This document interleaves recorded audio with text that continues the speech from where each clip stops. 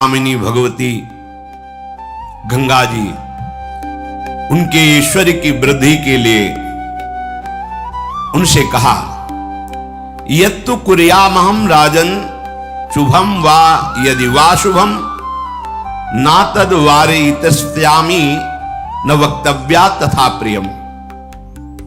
मैं आपका संग स्वीकार करती हूं, आप इस योग्य हैं, पर मैं कभी बुरा से बुरा करूं या भला से भला करूं, आप कभी प्रश्न नहीं करेंगे।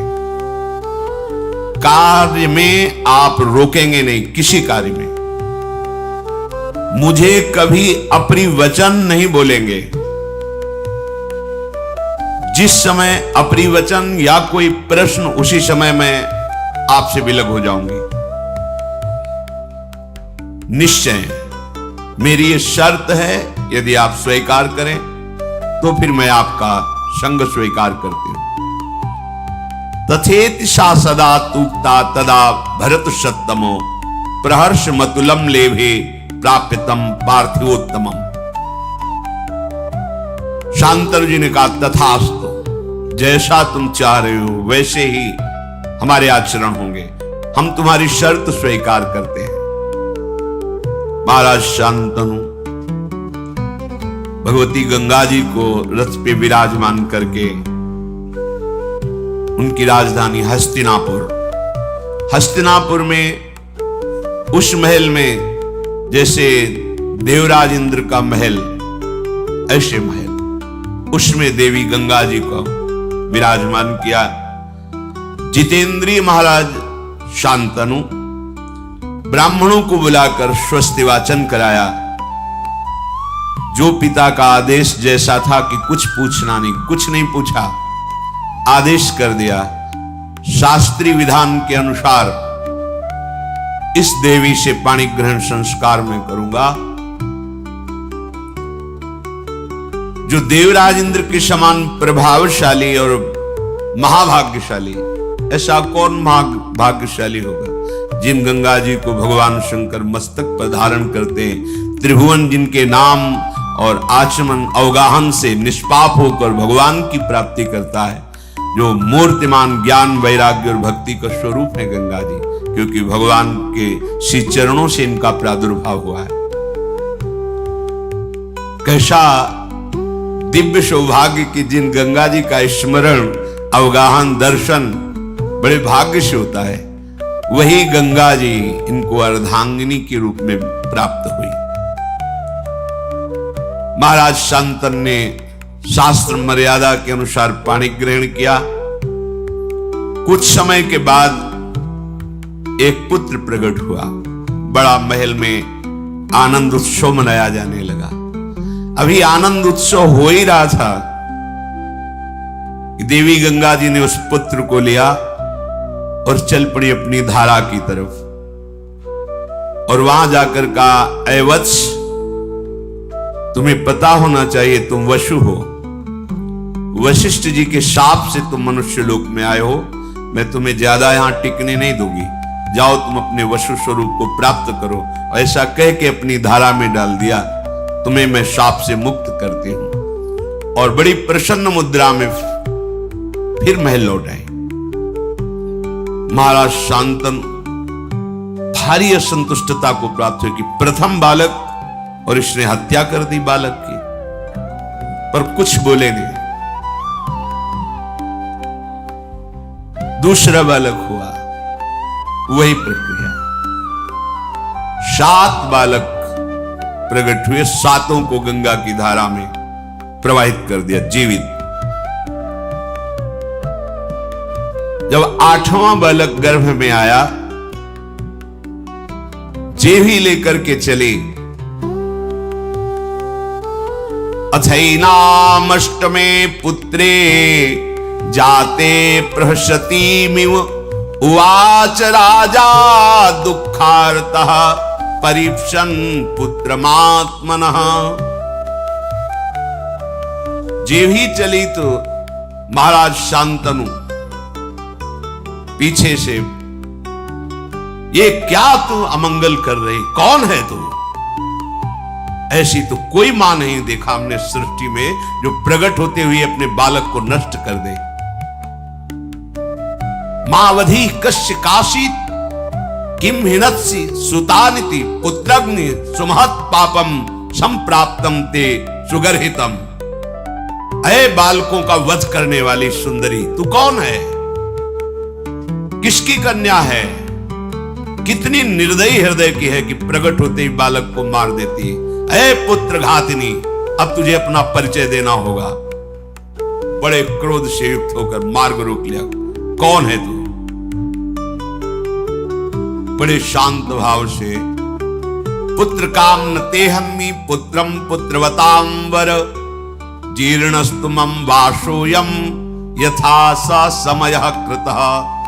अय पुत्र की इच्छा रखने वाले नरेश, तुम मेरा परिचय नहीं जानते इसीलिए कटु वचन बोल गए। पुत्रवानों में तुम महाभाग्यशाली पुत्रवान हो गए।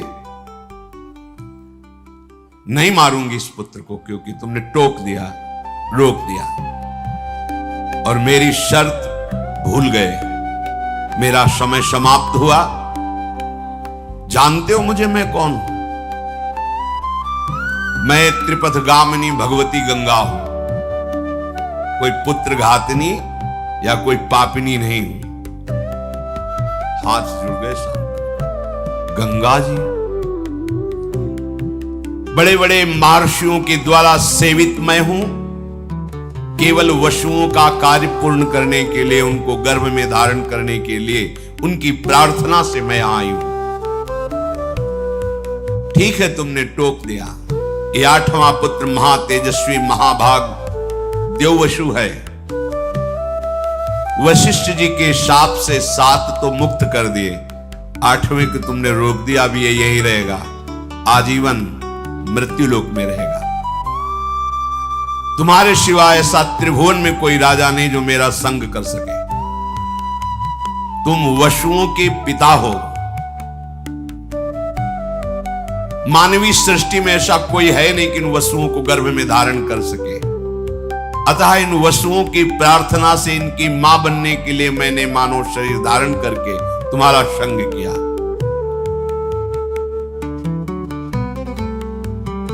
मैंने पहले ही कह दिया था वसुओं से कि तुम्हारे जन्म होते ही तुम्हें मैं मुक्त कर दूंगी। ये वसु हैं, कोई और नहीं है। मैं पुत्र घातिनी नहीं हूं, इनको शाप से मुक्त किया है। महान व्रत का पालन करने वाले तुम्हारे इस पुत्र को मैं भी तुम्हारे पास नहीं छोड़ूंगी। इसमें 8 वसुओं का अंश है। ये जब संपूर्ण विद्याओं में कुशल हो जाएगा तो तुम्हें स्वयं मिल जाएगा। आप निश्चिंत रहना। जब ये बालक मिले तो इसका नाम देवव्रत गंगादत्त, ऐसा नाम पुकारना। गंगा जी ने महाराज शांतनु को जो अपना परिचय दिया तो अवाक हो गए। मेरी पत्नी के रूप में भगवती गंगा जी थी। अगर पहले बता देते तो शायद उनकी साहस वृत्ति इतनी ना पड़ती।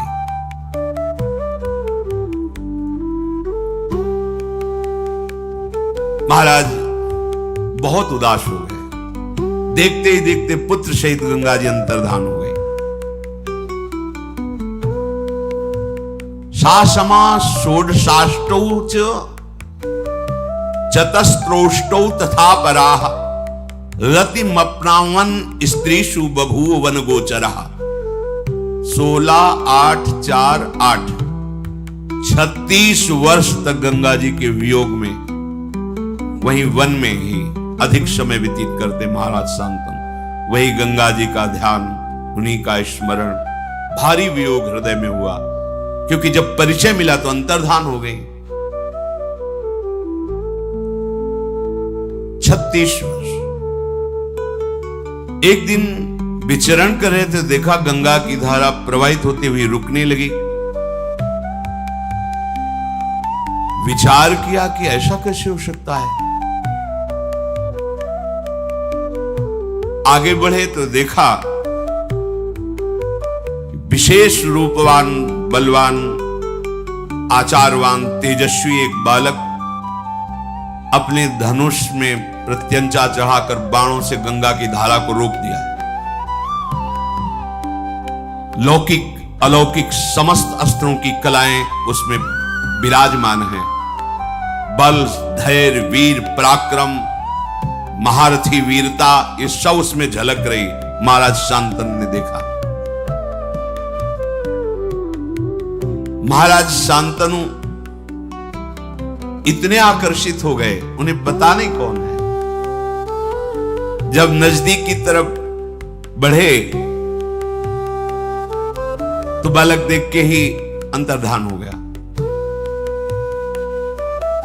बड़े विस्मय में पड़ गए कि ऐसा तेजस्वी बालक अभी तक हमने नहीं देखा जो बाणों से गंगा की धारा को रोक दे। बहुत चिंतित थे। इतने में देखा कि भगवती गंगा जी उस बालक को हाथ से पकड़े हुए सामने आई। बड़ा दिव्य रूप पहले से भी अधिक प्रकाशित गंगा जी का है, क्योंकि इनके संग के लिए ही अपने रूप की गरिमा को कम किया था, तब ऐसा रूप था। आप तो दिव्य रूप गंगा जी का। दिव्य अलंकारों से विभूषित देवी गंगा उस बालक को सामने लाई और कहा, ये वही आपका 8वां पुत्र है जिसके लिए आपने मुझे कटुवचन बोले थे, रोका था और मैं लेकर के अंतर्धान हुई थी। पुरुषसिंह त्रिभुवन में इसके समान कोई अस्त्रवेत्ता नहीं, शास्त्रों का ज्ञान रखने वाला और शस्त्रों का ज्ञान रखने वाला। इसे मैंने बड़ी दिव्यता से पालन पोषण किया है। यह अब आपका पुत्र है। ये महर्षि वशिष्ठ से 6 अंगों सहित समस्त वेदों का अध्ययन करके ब्रह्मबोध हो चुका है।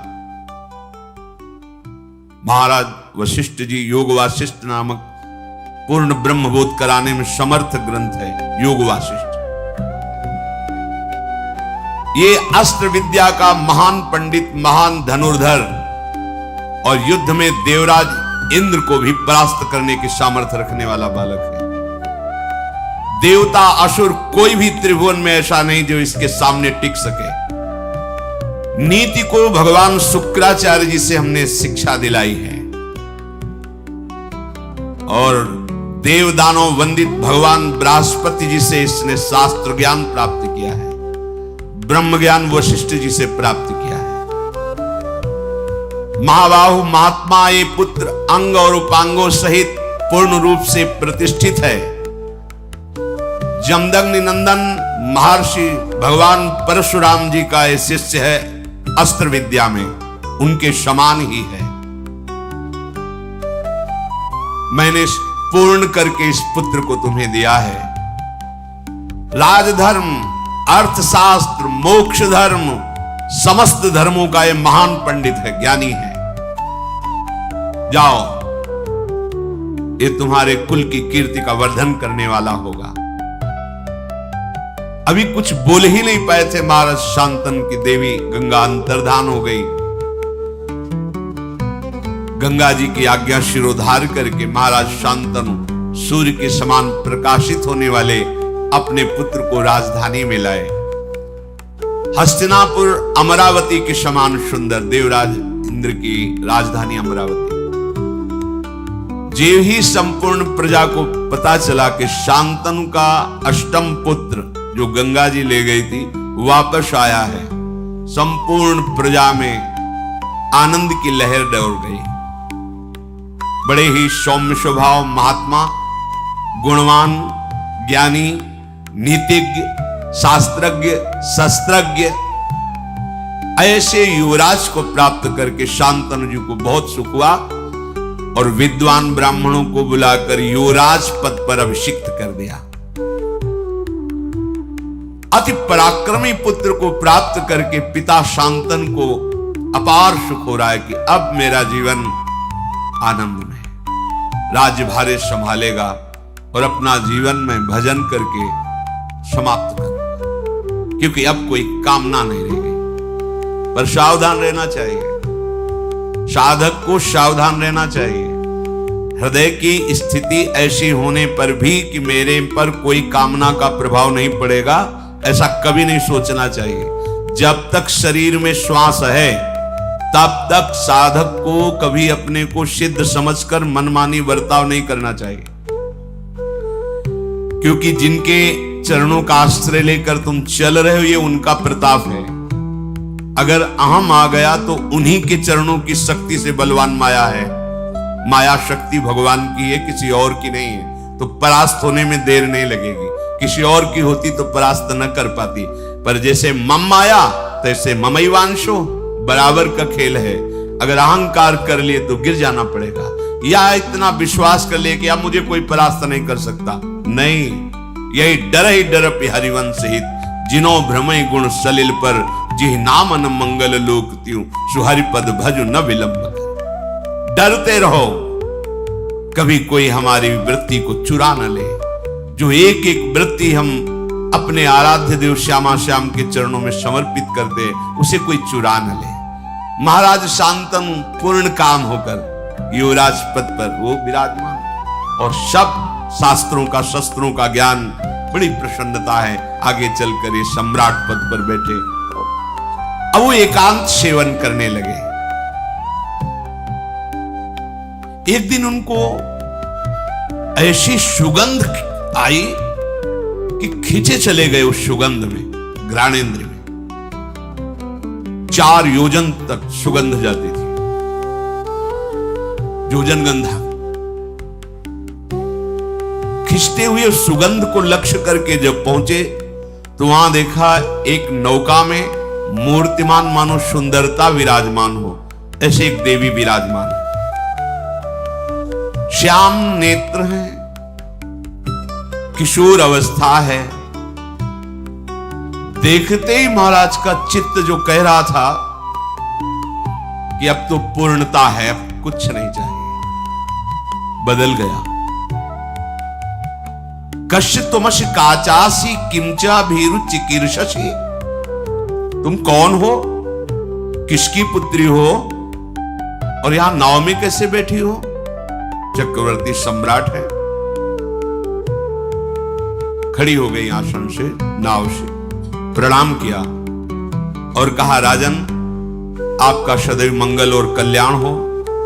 मैं निषाद की कन्या हूं और मेरे महामनस्वी निषाद जो पिता हैं वो बिना शुल्क लिए यहां से आने जाने वाले ऋषियों की या जो भी आए जाए निशुल्क हम नौका की सेवा करती है।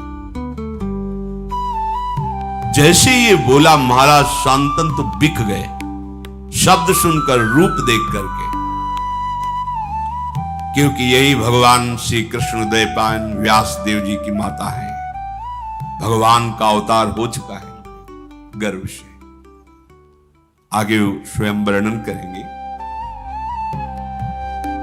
अभी 9 यौवन अवस्था में प्रवेश हुआ था कि भगवान पाराशर जी नदी से पार जाने के लिए नाव में बैठे, तो मस्तक पर देखा कि इसका तो संयोग है और इसके गर्भ से मेरे अंश से भगवान का प्रादुर्भाव होने वाला है। भगवान व्यास देव जी भगवान श्री हरि के अवतार हैं।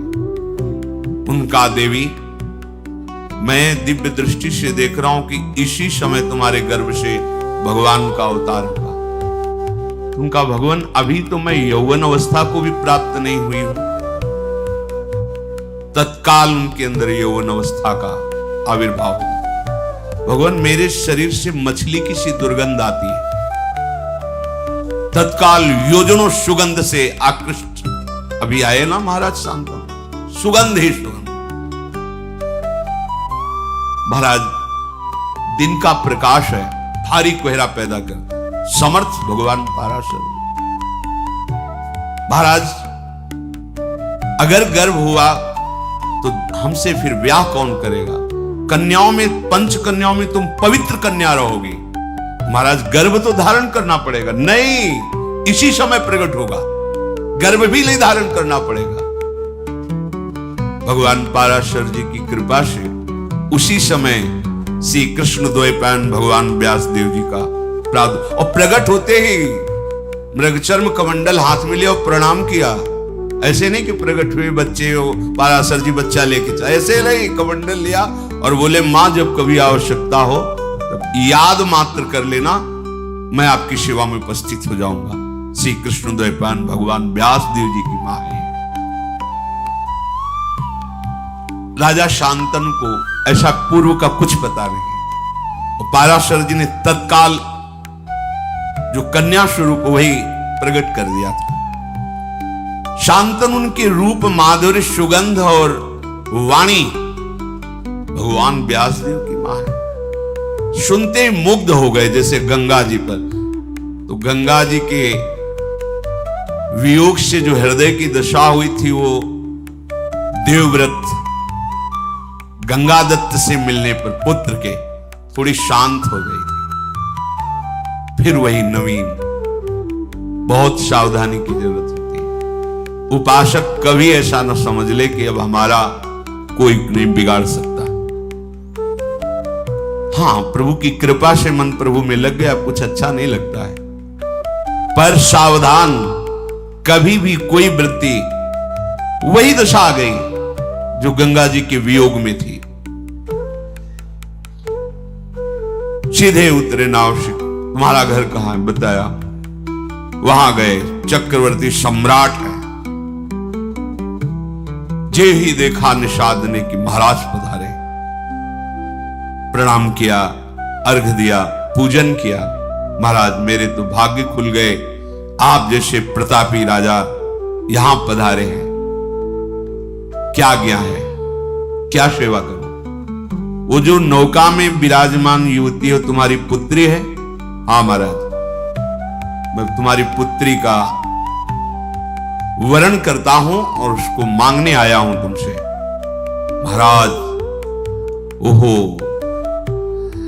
मुझे चिंता थी कि इतनी सुंदर पुत्री का वरण कौन, किसके साथ करूंगा, मेरे पास तो धन नहीं, संपत्ति नहीं।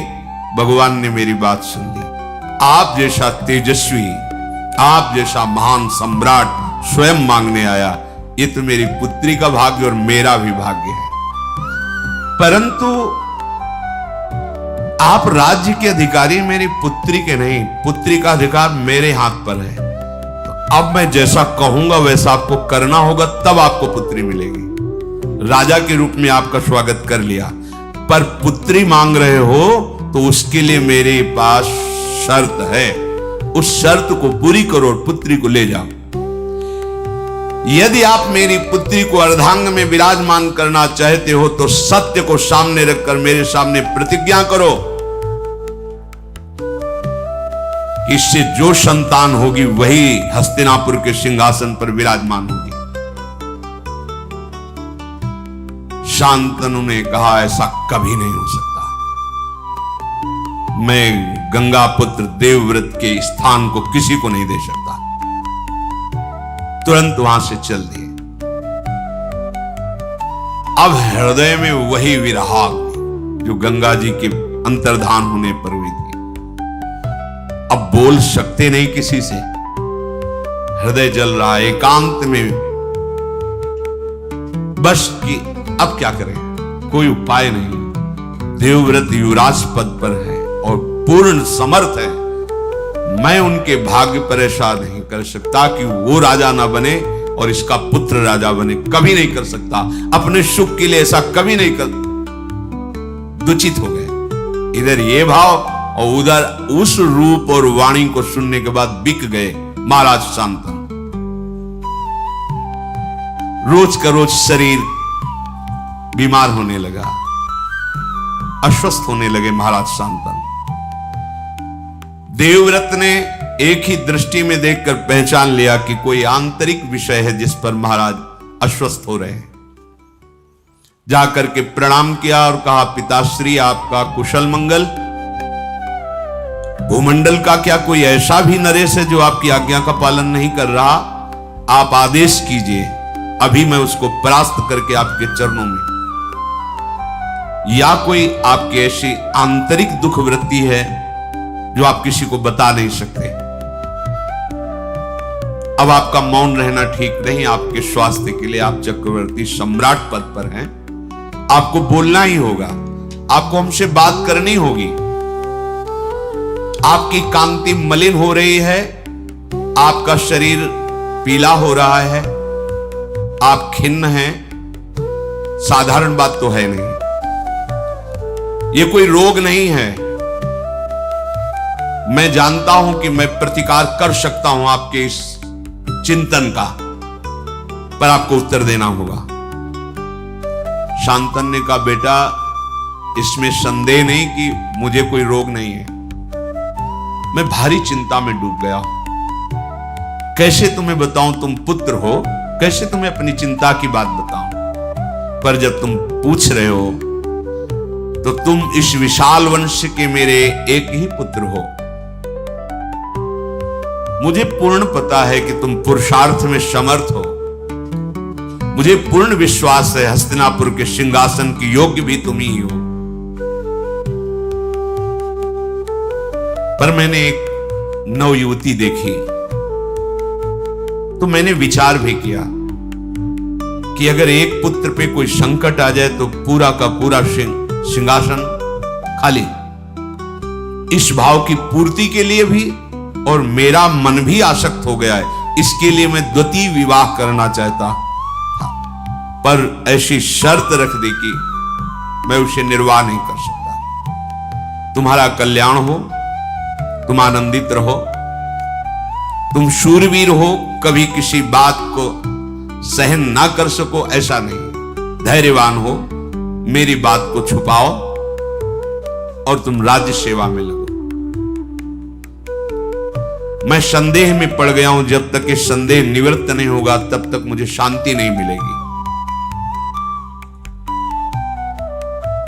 अपने पिता के हितैषी बूढ़े मंत्रियों को बुलाया और कहा, साफ साफ बताओ। पिता ने बताया नहीं। किससे आसक्त हैं पिताजी, क्या शर्त है?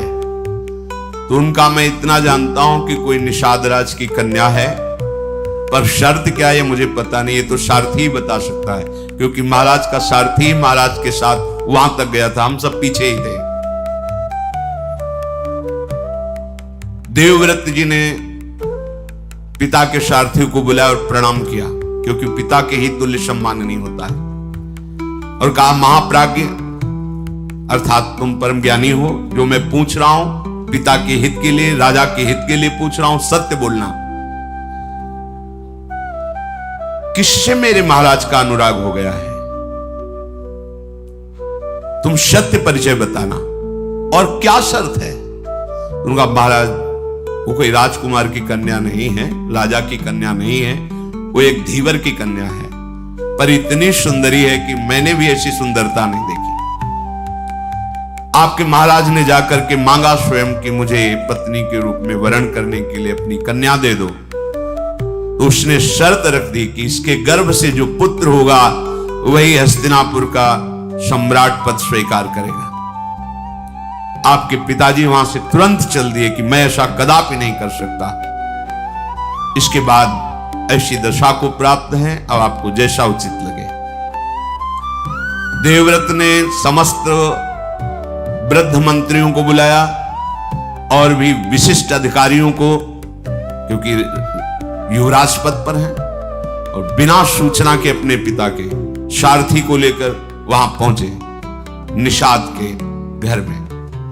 जो ही निषाद ने देखा कि देवव्रत अपने मंत्रिमंडल के साथ पधारे हैं, विधिवत पूजा करके पृथ्वी पर माथा रख करके प्रणाम किया और कहा, आज मेरे भाग्य खुल गए कि आप गंगा पुत्र देवव्रत हमारी कुटिया में पधारे, अहो भाग्य।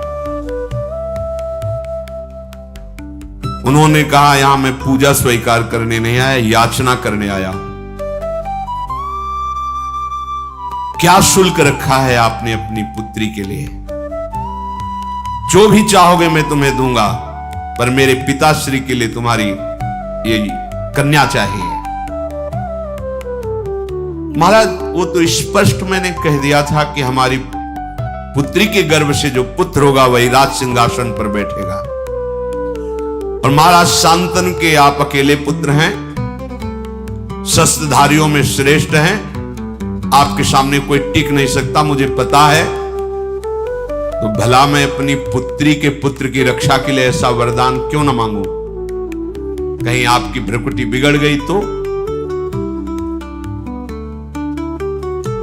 ये कन्या मेरी नहीं है, ऐसा मत समझना कि निषाद की कन्या है। ये आर्य पुरुष की संतान है। ये गुणों में आपके समान है, जन्म भी आपके समान ही महापुरुषों से हुआ इसका। मछली के उदर में सत्यवती जी को निकाला था निषाद ने, इसीलिए पिता कहे गए। सत्यवती की योग्य अगर भूमंडल में है तो केवल महाराज शांतनु ही है, मुझे पता है, पर मैं बिना शर्त के नहीं दे सकता। इस शर्त का तुम्हें पालन करना होगा, क्योंकि मुझे पता है यदि आप गुस्सा हो गए तो आपका शत्रु चाहे गंधर्व हो या देवता हो या कोई दैत्य हो, आपके सामने टिक नहीं सकता। कि सत्यवती का बालक अगर कोशिश भी करेगा तो राज सिंहासन के समीप भी नहीं पहुंच सकेगा, क्योंकि आप जैसा महारथी है। इसलिए मैं अपनी पुत्री नहीं दे सकता जब तक आप या आपके पिता ऐसा वचन नहीं देते। बस अगर ये बात आप पूर्ण कर लें तो निषाद के ऐसा कहने पर समस्त मंत्रियों राज पदाधिकारियों के सामने कहा कि मैं अपने पिता का मनोरथ पूर्ण करने के लिए ये प्रतिज्ञा करता हूं कि कभी राज सिंहासन पर नहीं बैठूंगा। युवराज पद पर हूं तो जीवन भर सिंहासन की रक्षा करूंगा, और जो तुम्हारी पुत्री से पुत्र होगा वही राज सिंहासन पर, ये मैं प्रतिज्ञा करता हूं। बोले महाराज ये दोष युक्त हमें इसमें दिखाई दे रहा है, क्योंकि आज तक कोई ऐसा पुरुष पैदा नहीं हुआ कि आपका विरोध सह सके। तो आप तो ऐसा बोल गए, लेकिन जब आप ब्याह करेंगे वो आपका पुत्र पैदा होगा, तो उसने तो संकल्प नहीं किया, वो तो मार के गिरा देगा और सिंहासन पर बैठेगा। जब उसे पता चलेगा कि आप युवराज पद पर थे और ऐसा हुआ तो बर्दाश्त नहीं करेगा। महाराज मुझे डर लग रहा है ऐसा आपके कहने पर भी, इसलिए कन्या पर आपका पूरा अधिकार तभी माना जाएगा जब आप मुझे निर्भय कर देंगे।